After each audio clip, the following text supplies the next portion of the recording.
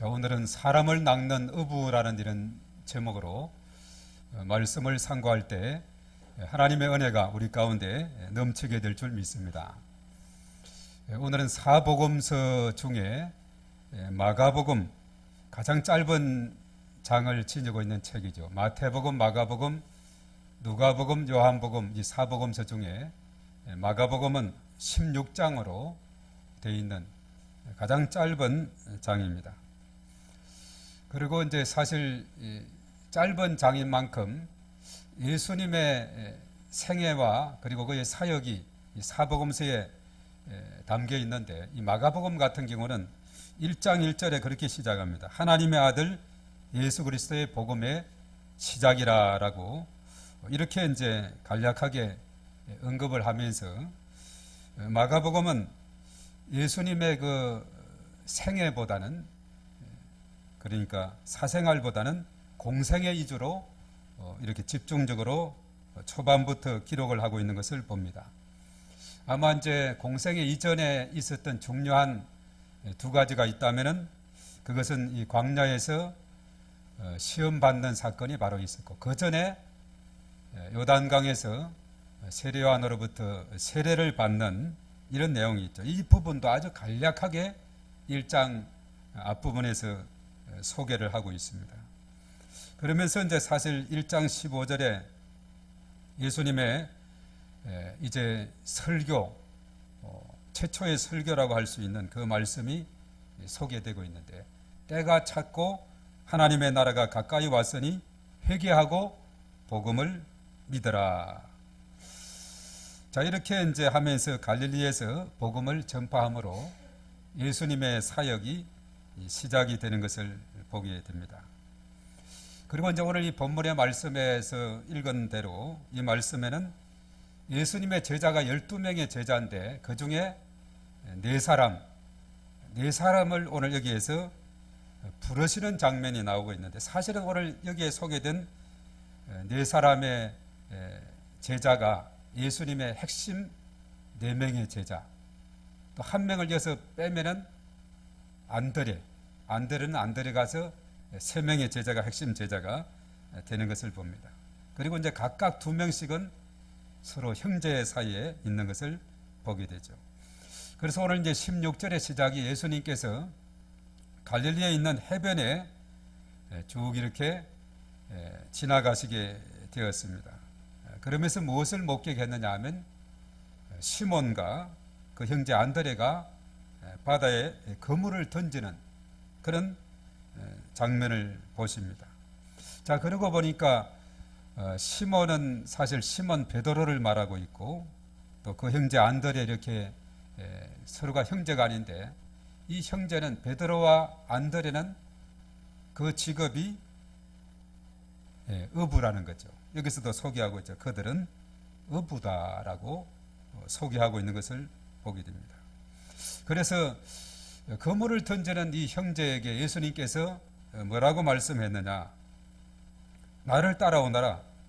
내가 너희로 사람을 낚는 어부가 되게 하리라 라고 말씀을 했어요.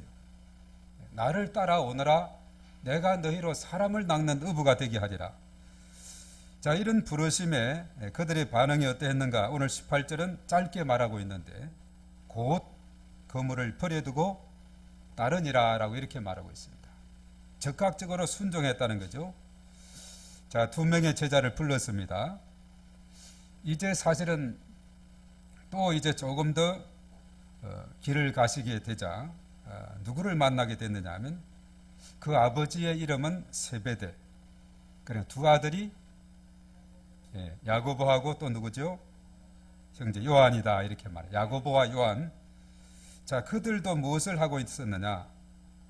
그들도 배에 있어서 그물을 깃고 있다. 이제 그물을 던지고 물고기를 다 수확을 한 다음은 다시 던지기 위해서 작업을 해야 됩니다. 그 구멍 난 곳, 물고기가 걸려서 도망갈 그런 곳이 없는가, 그물을 잘 손질하고 깃고 하는 그런 일을 하고 있습니다. 이들도 사실은 그들의 직업이 어부였다는 것을 우리가 이 사실을 통해서 알 수가 있는 거죠. 그래서 예수님이 이제 부르셨어요. 앞에 그 말씀을 다 하지 않고 그냥 부르셨다 이렇게 했는데, 앞에는 나를 따라오라 내가 너희로 사람을 낚는 어부가 되게 할 것이다 이렇게 말씀했죠. 자, 부르시게 되자 그들의 반응이 오늘 20절에 나옵니다. 그 아버지 세베대를 품꾼들과 함께 배에 버려두고 예수를 따라가니라 라고 이렇게 말씀을 하고 있습니다. 자, 이렇게 해서 예수님은 네 사람의 제자를 오늘 선택하게 되었다 하는 사실입니다.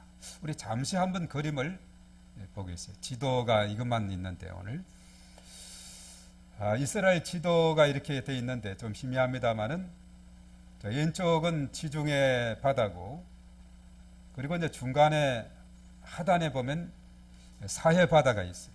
그리고 그 상단에는 갈릴리 바다가 있는데, 사실 우리가 이제 성경을 사복음서를 쭉 읽어 나갈 때 이 지도를 늘 염두를 해두고 그 위치 그리고 이 특징들을 잘 익히게 된다면은 우리가 사복음서를 이해하는 데 상당히 도움이 될 것입니다. 저 북쪽 지역에 이제 갈릴리 호수가 있는데 작게 보이니까 그 다음 그림을 한번 보겠어요.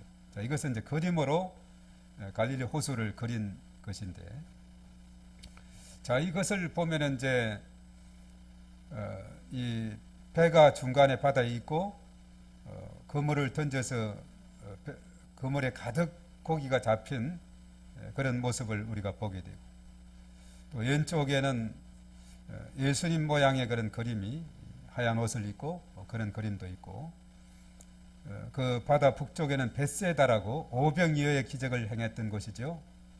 그 길 따라서 쭉 올라가면 빌립보 가이사랴, 바로 갈릴리 호수의 물 근원이 되는 곳입니다.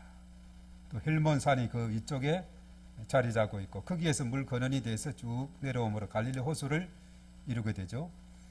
그리고 요즘 우리가 이제 사도행전을 통해서 다메섹에 대한 것을 우리가 9장, 22장, 26장에서 보게 되는데, 바로 저 길로 사도 바울이 가다가 그렇게 핍박했던 바울이 이제 다메섹 가까이 가서 정오쯤 되어서 하늘에서 강한 빛이 임해서 이제 꼬꾸러지게 되고, 앞을 3일 동안 못 보고 3일 동안 식음을 전폐했다가 아나니아의 기도로 눈을 뜨게 되고 먹게 됐는데, 바로 저 다메섹 가는 길목, 저기에서 바울이 회심이 일어났던 그런 장소죠.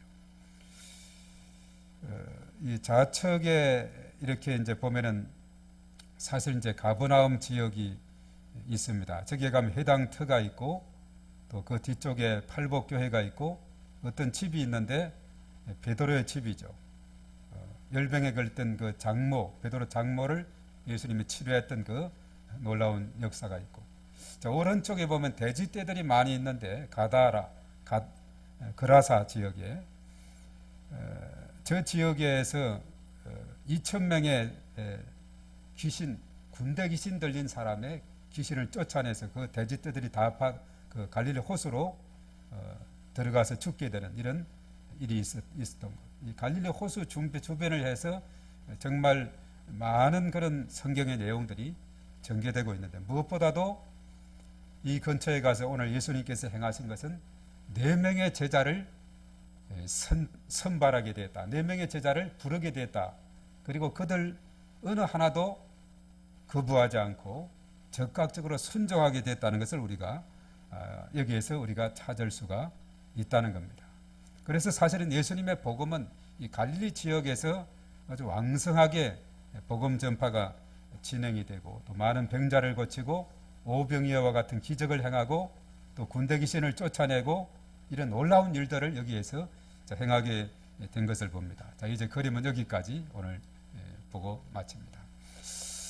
자, 예수님께서 이 땅에 오신 목적이 오늘 본문의 바로 앞에 있는 1장 15절의 말씀에 언급됐듯이 때가 찼고 하나님 나라가 가까이 왔다.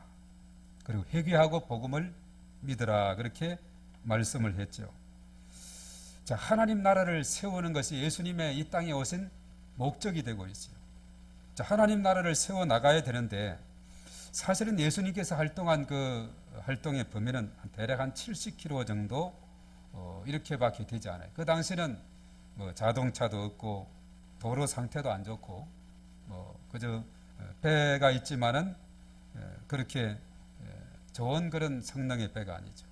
또 예수님은 이 나귀 새끼 정도 탔지 자동차는 구경도 못했죠. 비행기는 꿈도 못 꾸는 그런 시대였죠. 그래서 이제 예수님이 주로 도보로 걸어 다니면서 활동했던 그 영역이 한 70km 정도 이런 범위에서 활동을 하게 됐는데, 자, 하나님의 계획은 예수님을 이 땅에 보내셔서 하나님 나라를 온 땅에 건설하는 것이거든요.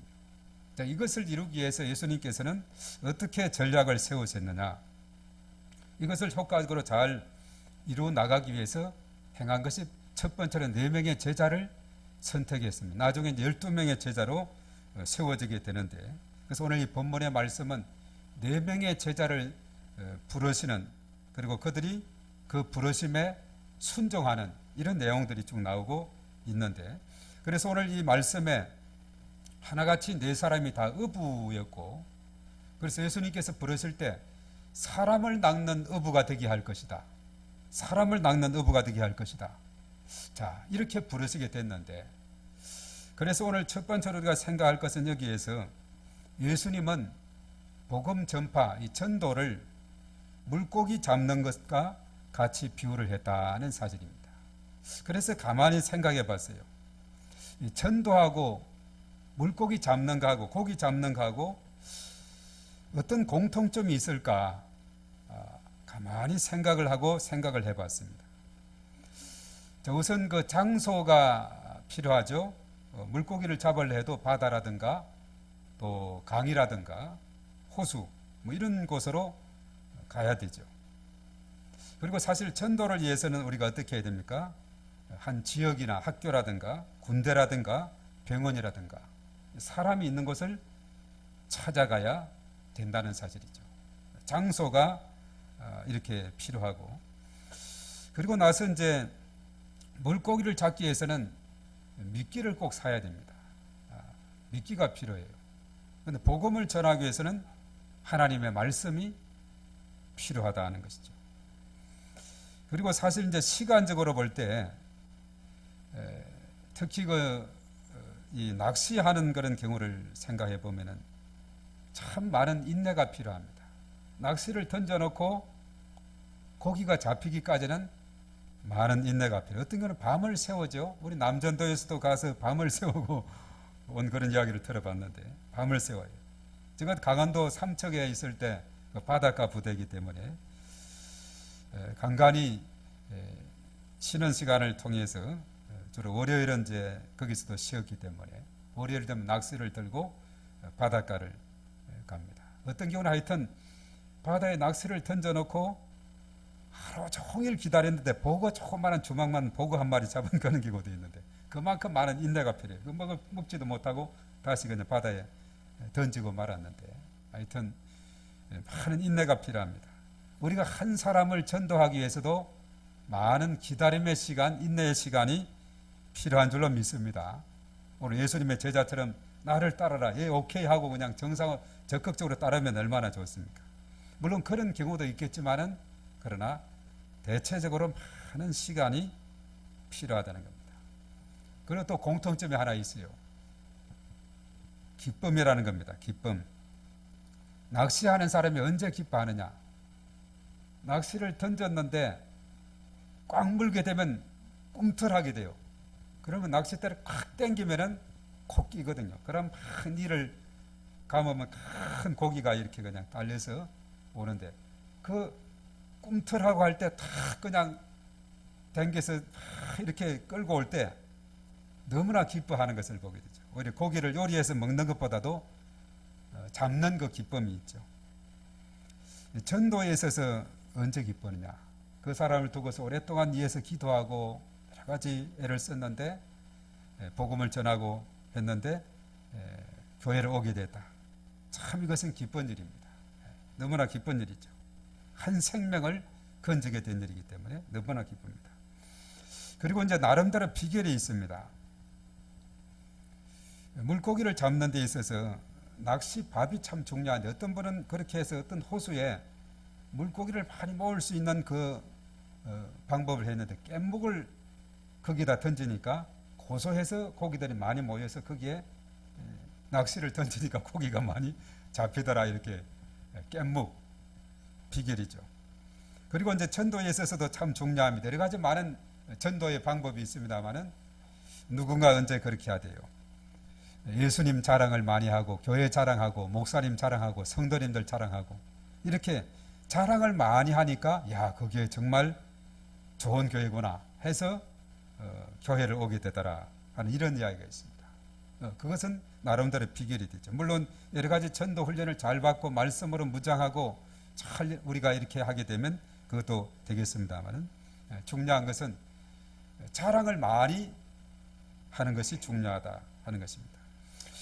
또 차이점을 한번 생각해 봤어요. 낚시하는 사람이 물고기를 잡았다. 잡힌 그 순간에 이 물고기는 이제 죽게 돼요. 아주 성질 급한 물고기는 빨리 죽었더라고요. 미꾸라지라든가 이런 것은 참 오랫동안 끈질기죠. 어떤 경우는 성미 급한 것은 빨리 죽어버려요. 그러나 이 전도에서 한 영혼을 우리가 죽기로 인도했다. 죽었던 영혼을 살리는 길이 되는 줄로 믿습니다. 낚시는 물고기를 죽이는 일이지만은 사람 낚는 어부되는 이 사람을 전도하는 일은 이것은 생명을 건지는 일이고 살리는 일이다. 그래서 에베소서 2장 1절에 그랬죠. 죄와 허물로 죽었던 너희를 살리셨도다. 예.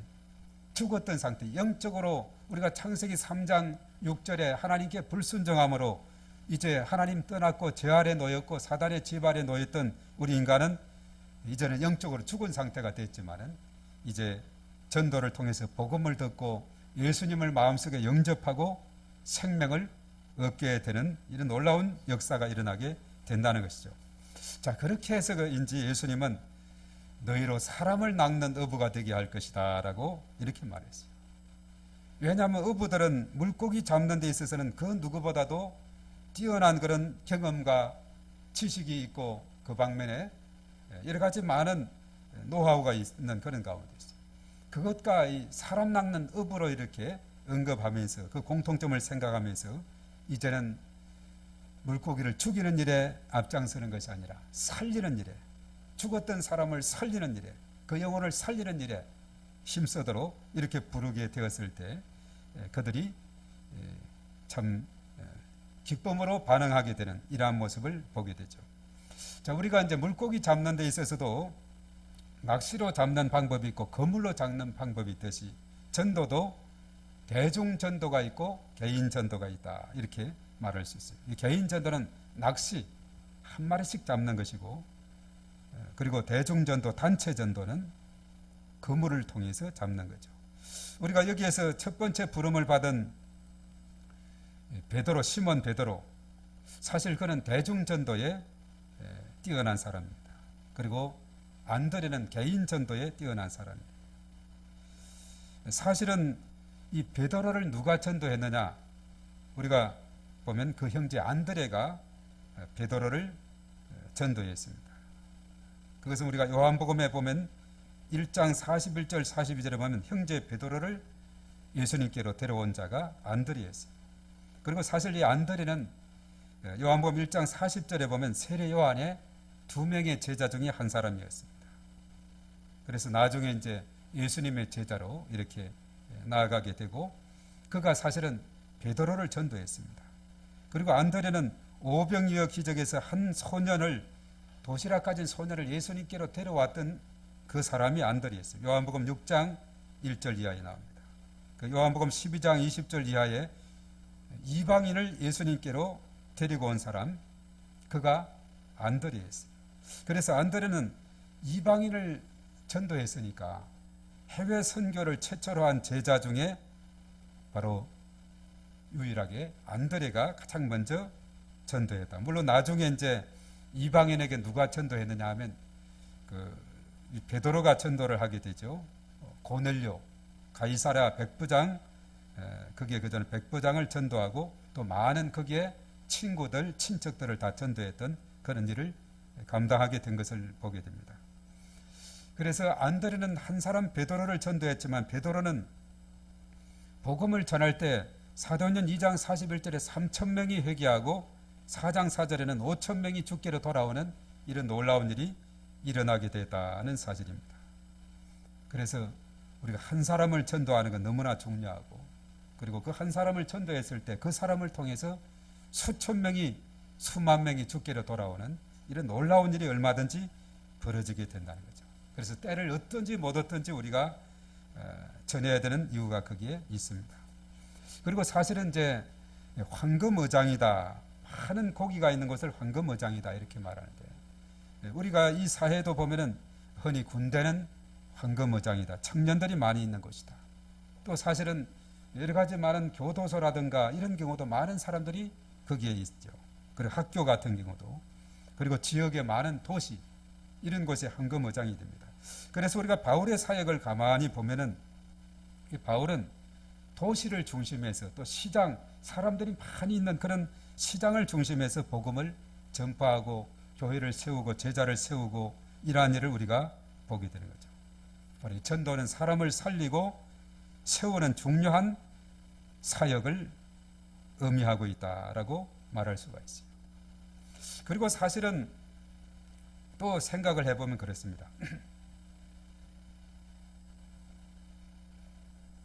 이 낚시에 빠진 사람은 그것이 중독이 되는 것 같아요. 제가 강원도에 있을 때 어떤 군의관이, 그 부인은 교회 반주하는 분이고 꾸준히 예배 잘 참석하는데, 이 군의관은 하여튼 아침 출근 전에 그 바닷가가 가까이 있으니까 5분이면 뛰어가니까 낚시하다가 출근 때 되면 빨리 오고, 퇴근 시간 되면 또 저녁 때 가서 낚시하고, 휴일 되면 또 일찍 가서 낚시 들고 가고.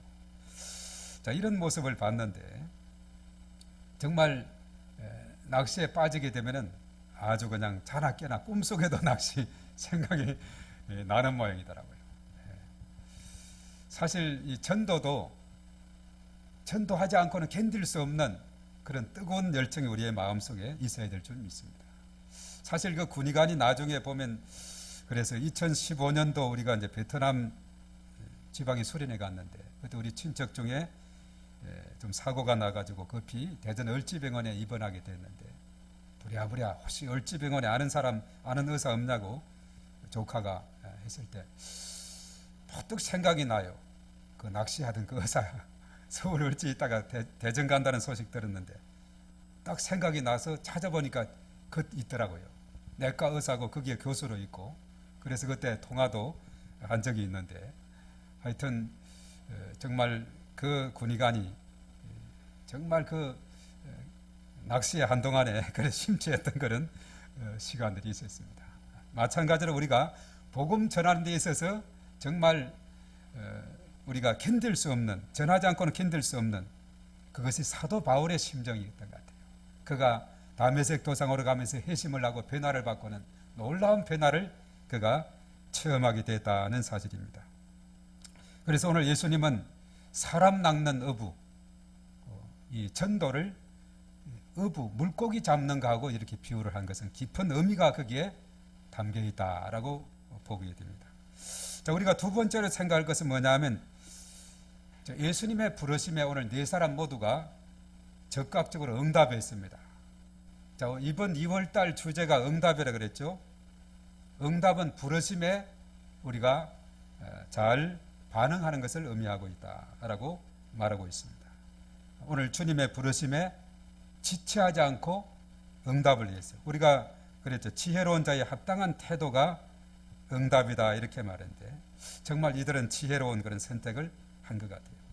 오늘 이 말씀 앞부분에 그랬죠. 갈릴리에서 하나님 나라가 임박했으니 회개하고 복음을 믿어라 이렇게 하셨는데, 자, 갈릴리 해변에 다니시다가 베드로를 하는 시몬, 그 형제 안드레가 물고기 잡는 그런 모습을 보고 그들을 부르시게 됐죠. 나를 따라오라. 너희로 사람 낚는 어부가 되게 할 것이다. 말씀이 끝나자마자 그물을 버려두고 예수님을 따르게 됐다. 그렇게 말했죠. 그리고 세베대의 두 아들 야고보와 요한 같은 경우도 마찬가지입니다. 이들도 고기를 잡고 그물을 손질하고 있었는데 다 버려두고 그 부친과 또 품꾼들을 다 앞에 두고 예수님을 따랐다 이렇게 말하고 있죠. 그래서 사실은 예수님의 첫 번째 제자 네 사람은 다 어부 출신이었다 하는 겁니다. 좀 나름대로 의미가 있어요. 사람을 낚는 어부, 그런 어부로서 부르시게 되었고 그 부르심에 이들은 지체하지 아니하고 적극적으로 응답해서 예수님을 따르게 됐다는 사실입니다. 그 예수님의 전도 초기에는 이렇게 위엄과 능력은 대단한 힘을 지녔습니다. 부르시기만 하면 지체하지 않고 따르게 되는 것을 봅니다. 사실 예수님의 신실한 제자는 뭐냐 하면 이 제자란 것은 네 가지 특징이 있어요. 첫째는 뭐냐 하면 제자는 스승을 전적으로 따라가겠습니다. 신뢰하는 자, 그리고 배우는 자, 따르는 자. 이 세 가지 특징이 스승을 전적으로 신뢰하고 그리고 스승을 전적으로 배우면서 따르는 삶을 살아가는 것이 제자거든. 오늘 베드로와 야고보, 베드로와 안드레 그리고 야고보와 요한 이 네 사람은 예수님의 부르심에 그들은 지체하지 아니했다. 적극적인 순종하게 됐는데 사실 이런 적극적인 순종은 축복으로 이어지는 것이 성경에 많이 있습니다. 그리고 우리가 누가복음 5장에 가면 나중에 이제 베드로가 물고기 잡을 때 한 마리도 못 잡아서 예수님이 새벽녘에 갔죠. 물고기가 있느냐? 없나이다. 깊은 곳에 그물을 던져봐라. 제가 제 경험을 동원하고 밤새도록 수고를 했지만은 한 마리도 못 잡았는데 그러나 주님의 말씀에 의지해서 내가 그물을 내리리이다. 깊은 데로 그물을 던졌을 때에 그물이 찢어질 정도로 아까 그물을 봤죠. 우리 그림에 그물이 찢어질 정도로 많은 고기가 잡히게 되었어요. 내 경험을 다 동원했는데요. 밤을 새워서 노력했는데요. 그러나 이것을 다 내려놓고 그저 말씀하셨으니 순종하오리다. 말씀에 순종한 즉 그물이 찢어질 정도로 많은 고기를 잡게 되었듯이 우리가 하나님 말씀에 순종하면 그것은 축복이 되는 줄로 믿습니다. 그래서 사실 신명기 말씀에 보면은 이것이 성경 전체의 주제예요. 율법에 순종하면 복을 받고 불순종하고 거부하면 심판을 받는다. 이것입니다. 부르심에 망설이지 말고 순종해야 될 줄 믿습니다. 저와 여러분들도 이 시대 하나님 나라 건설을 위해서 부름을 받았습니다. 맡겨진 일에 지체하지 않고 순종하며 나아가게 될 때 이것이 결과적으로 풍성한 열매를 맺는 길이고 또 우리에게 놀라운 축복의 길이 되는 줄로 믿습니다. 이제 세 번째입니다. 자, 어부가 고기가 있는 곳을 찾아가듯이 낚시꾼이 어디가 고기가 많다고 찾아가듯이 전도할 사람은 전도할 영혼을 찾아야 될 줄로 믿습니다. 전도 대상자 오이코스를 우리가 찾아야 되는데 자 그렇다면 전도 대상자를 우리가 어떻게 우리가 찾아야 될 것인가? 우리가 가만히 살펴볼 때 갈급한 자, 예비된 자, 충성된 자, 일꾼, 사명자 이런 자들이 있다는 거예요. 자 그런 자들을 어떤 사람으로 우리가 볼 수 있느냐? 익은 고구마, 우리 고구마 전도법에서 그런 자들을 익은 고구마라 하는데 자 그런 사람은 첫째는 잘 아는 사람입니다. 가족이나 친구나 이웃 등 잘 아는 사람이 우리의 오이코스가 될 수 있고 또 거리가 가까운 사람, 교회나 집 근처 가까운 사람, 그리고 수용성이 높은 사람. 특히 이제 환자 같은 경우는 자신의 연약함을 알기 때문에 잘 받아들이는 그런 경향이 있습니다. 그래서 병원 전도 같은 경우에 보면은 정말 그분들은 자신들의 약함을 경험한 그런 자들이기 때문에 복음에 대한 수용성이 높은 것을 보게 됩니다. 평소에 건강하고 아무 문제 없고 할 때는 아주 내 힘으로 살아간다고 내 주먹을 믿으라고 이렇게 했던 사람도 그러나 자신의 연약함을 체험할 때는 복음에 대한 수용성이 높아지는 것을 보게 됩니다. 또 우리 주변에도 연약한 자들 마찬가지죠. 또 이사를 가둬온 사람도 마찬가지예요. 환경을 여러 가지 익숙하지 못하기 때문에 여러 가지 그런 가운데서는 수용성이 높을 수가 있습니다. 또 평상시 관심이 많은 사람 이런 사람들이 있습니다. 교회 앞을 지나가더라도 어떤 사람은 무심히 지나가는 사람이 있는 반면에 어떤 사람은 유심히 이리저리 이리 보고 저리 보고 이런 사람들이 있죠. 이 관심이 있는 사람하고 없는 사람의 차이가 있습니다. 자, 이런 사람들이 하나의 우리의 오이코스가 되고 전도 대상자가 될 때 더 효율성이 있습니다. 물론 사도 바울이 핍박자가 전도자가 된 것처럼 완악한 그런 사람들도 때로는 변화를 급격하게 받으면 놀라운 변화가 일어나게 될 수도 있습니다. 그래서 우리는 더 효과적인 것을 위해서는 갈급한 자, 예비된 자, 충성된 자, 일꾼, 사명자 이런 사람을 우리에게 붙여주어서 정말 이런 사람들로 하여금 또한 같이 믿을 수 있도록 우리가 해야 되겠습니다. 자, 우리 오이코스는 누구인가? 우리가 기도 중에 생각하고 한 영혼이 중요하다는 걸 생각하면서 우리가 마치 예수님께서 갈릴리 바다 갔을 때 안드레 그 형제 베드로를 보았고 불렀고 했듯이, 그리고 그들을 통해서 베드로를 통해서 대중전도 초대교회에서 많은 사역이 일어나게 됐죠. 사도행전에서 쌍두마차라 하면 베드로와 바로 바울입니다. 전반부에는 베드로가 주인공이고 1장에서 12장은 13에서 28장은 사도 바울이 주인공이 되는 것을 보게 되는 것이죠. 그렇습니다. 한 사람이 이렇게 전도가 되어지면 큰 일을 감당하는 이런 놀라운 일이 얼마든지 일어나게 됩니다. 자, 예수님이 이 땅에 오신 그 목적이 누가복음 19장 10절은 내가 잃어버린 자를 찾아 구원하기 위함이다 라고 말씀했죠. 삭개의 이야기를 통해서 그런 결론적인 말씀을 했어요. 그래서 이런 양찾기 운동을 하기도 하죠.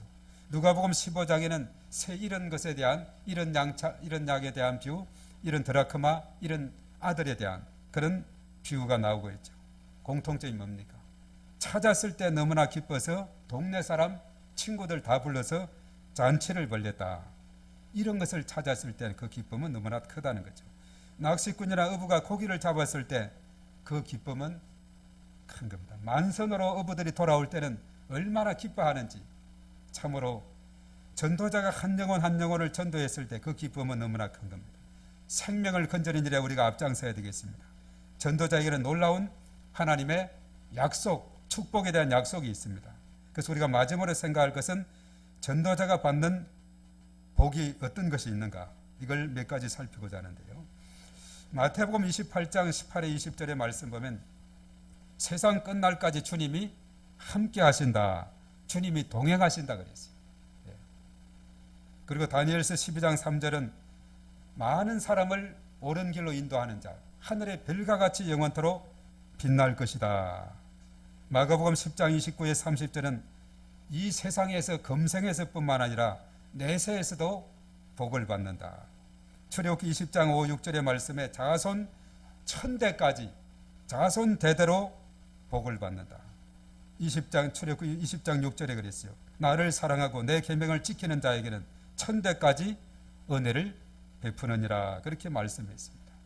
자, 우리가 2021년 음력으로도 이제 양력도 지났고 음력으로도 새해를 맞았습니다. 바로 이 새해 복음 전도를 위해서 헌신하고 담대히 전파하고 한 영혼이라도 더 건지는 일을 위해서 우리가 기도 제목을 삼고 우리가 주께로 인도하게 될 때 이것이 바로 하나님의 기쁨이 되는 일이고, 그리고 축복을 받는 길이 되는 줄로 믿습니다. 아마 하늘에서 가장 큰 상급이 있다면 전도상. 그래서 전도는 기쁨이 있을 뿐만 아니라 전도에는 큰 축복이 있다는 겁니다. 우리가 디모데전서 2장 4절의 말씀 보면 하나님의 마음은 모든 민족, 모든 사람이 다 구원받기를 원하는 것이 하나님의 마음이시다 하는 것을 우리가 깨닫게 되죠. 그러니까 하나님이 원하시는 그 마음, 하나님 기뻐하는 마음, 그것을 이루어 드릴 때 이것이 하나님께서 큰 상급으로 주시게 될 것이다 하는 사실입니다. 우리가 이 땅에 살아가는 동안에 우리 그리스도인의 삶은 예수님께서 이 땅에 오신 목적이 무엇이었는가, 어떻게 살았는가, 이것을 잘 깨닫고 본받고 그렇게 살아감으로 인해서 열매를 맺는, 그리고 하나님께 영광을 돌리는 그런 삶을 살아가야 될 줄로 믿습니다. 하나님은 택한 백성들을 통해서 함께 하나님 나라를 세워가기를 원하신다는 사실입니다.